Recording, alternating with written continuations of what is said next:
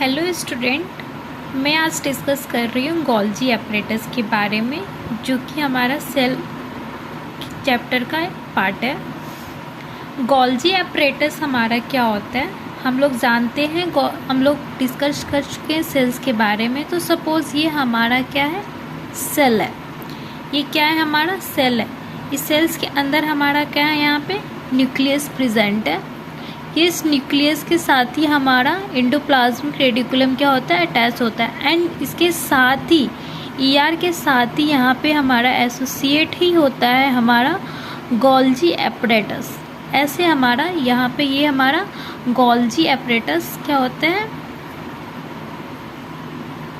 Golgi apparatus हमारा associate होता है ईआर के साथ। ये क्या है, हमारा एंडोप्लाज्मिक रेडिकुलम के साथ हमारा अटैच्ड होता है। गोल्जी एपरेटस के बारे में मैं बात करूँ तो इसको कैमिलो गोल्जी ने डिस्कवर किया है।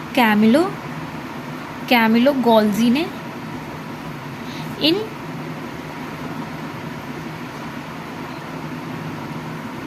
1898 में उन्होंने डिस्कवर किया है गोल्जी एपरेटस को। ओके, ये गोल्जी एपरेटस क्या करता है ना, जो फंक्शन होता है हमारा गोल्जी एपरेटस का, वो क्या है, हमारा पैकेजिंग ऑफ मटेरियल।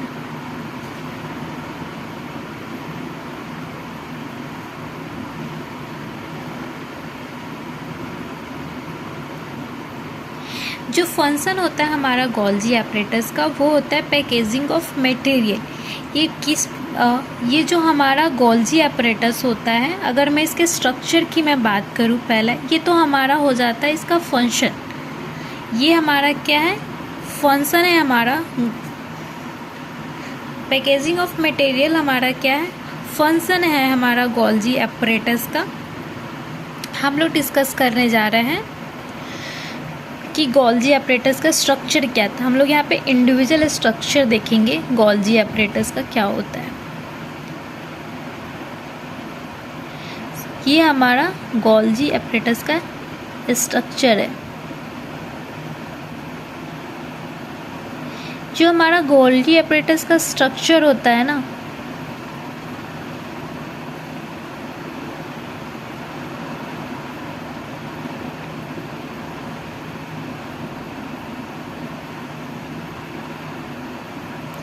सपोज ये हमारा क्या है, स्ट्रक्चर है हमारा गोल्जी एपरेटस का।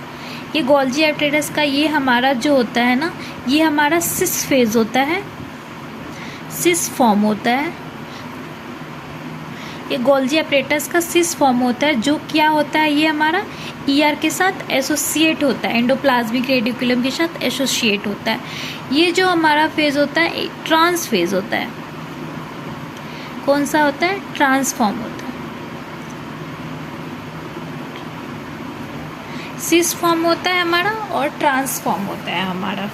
ठीक है, जो सिस फॉर्म हमारा होता है इसको कॉन्वेक्स बोलते हैं, और जो ट्रांसफॉर्म होता है इसी को हम लोग कॉनकेव भी बोलते हैं।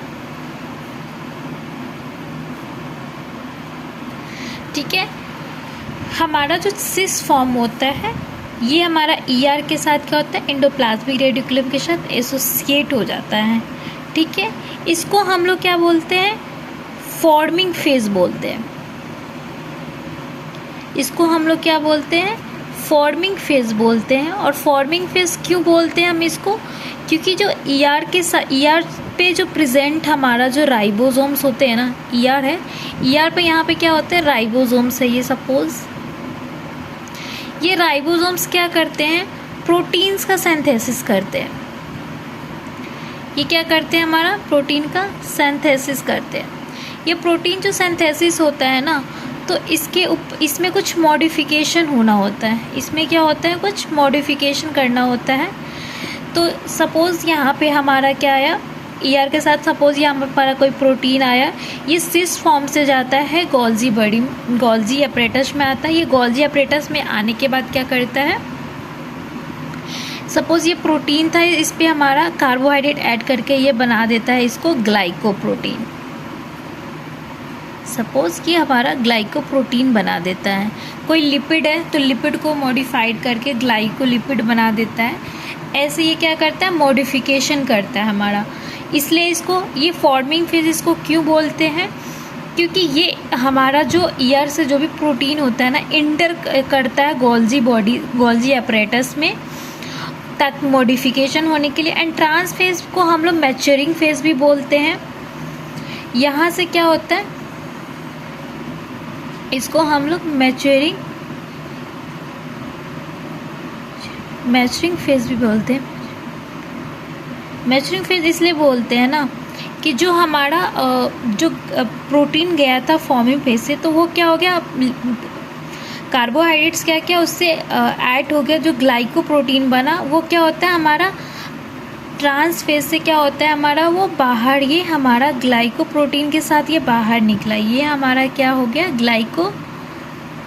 ग्लाइकोप्रोटीन है ये हमारा। ठीक है, ये ग्लाइकोप्रोटीन जो होता है हमारा, ये ग्लाइकोप्रोटीन हमारा क्या होगा, ये हमारा ये मॉडिफिकेशन जो होता है ये इंट्रासेलुलर के लिए भी हो सकता है या फिर टारगेट कर सकता है अनदर सेल्स के लिए भी ये कर सकता है मॉडिफिकेशन। ठीक है, मैं बात करूँ जो ये गोल्जी बॉडी का जो शेप होता है ना, जो गोल्जी एपरेटस का जो हम लोग स्ट्रक्चर देख रहे हैं, जो गोल्जी एपरेटस का हम लोग स्ट्रक्चर देख रहे हैं, तो इसका शेप जो होता है ना, इसका शेप जो होता है ना, डिस्क शेप्ड सैक स्ट्रक्चर होता है। ठीक है, इस गोल्जी का जो हमारा स्ट्रक्चर होता है, ये होता है डिस्क शेप्ड सैक स्ट्रक्चर होता है।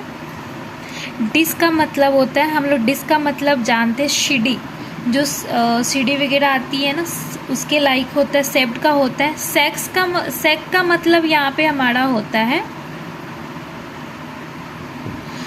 सैक का यहाँ पे मतलब होता है हॉलो, कोई हॉलो फ्लैक्सिबल होता है, हॉलो हो अंदर से और वो क्या हो, फ्लैक्सिबल हो, लाइक बैग लाइक हो, तो हम लोग उसको क्या बोल देते हैं, डिस्क शेप से एक स्ट्रक्चर हमारा होता है गोल्जी एपरेटस का। ठीक है, ये जो होता है ना डिस्क शेप स्ट्रक्चर होता है, जो इसका जो होता है, ये दोनों ये क्या है, ये अरेंज होता है, इसको बोलते हैं सिस्टर्नी, इसको सिस्टर्नी बोलते हैं। जो एक ये हमारा जो डिस्क शेप लाइक स्ट्रक्चर है ना, ऐसे ये मल्टीपल हो सकते हैं गोल्जी एपरेटस में, वो डिफरेंट करता है हमारे उसके फंक्शंस के अकॉर्डिंग। तो ये हमारा सपोजिट यहाँ पे कितने सिस्टर्नी है, 1 2 3 4 5 6 7, ये जो 7 सिस्टर्नी यहाँ पे दिया गया हुआ है, तो ये सबके सब क्या है, एक डिस्क शेप सेक लाइक स्ट्रक्चर है। ये सारे के सारे ये अरेंज होते हैं एकदम एक दूसरे के पैरेलल, ये सब क्या होते हैं, पैरेलल एक दूसरे के अरेंज होते हैं। ठीक है, और ये बैग लाइक होता है, जैसे कि हम लोग देख सकते हैं, जैसे हम लोग जो पर्स यूज़ करते हैं ना, लेडीज़ बैग्स आती है, उसको वैसा वो शेप दे दो, उसके ऊपर बैग्स के ऊपर जैसे रख के जो स्ट्रक्चर आएगी ना, वो बिल्कुल ऐसे लाइक हमारा गोल्जी एपरेटस भी होता है। इसका मेन फंक्शन होता है पैकेजिंग या मॉडिफिकेशन ऑफ मॉलिक्यूल्स, मटेरियल, या जो भी कह सकते हैं। अगर मुझे मेरा ये वीडियो आप लोग को पसंद आए तो प्लीज़ इसको लाइक एंड सब्सक्राइब करें। अगर आप लोग चाहते हैं किसी स्पेसिफिक टॉपिक पर वीडियो बनाएं तो प्लीज़ कमेंट करें। Thank you.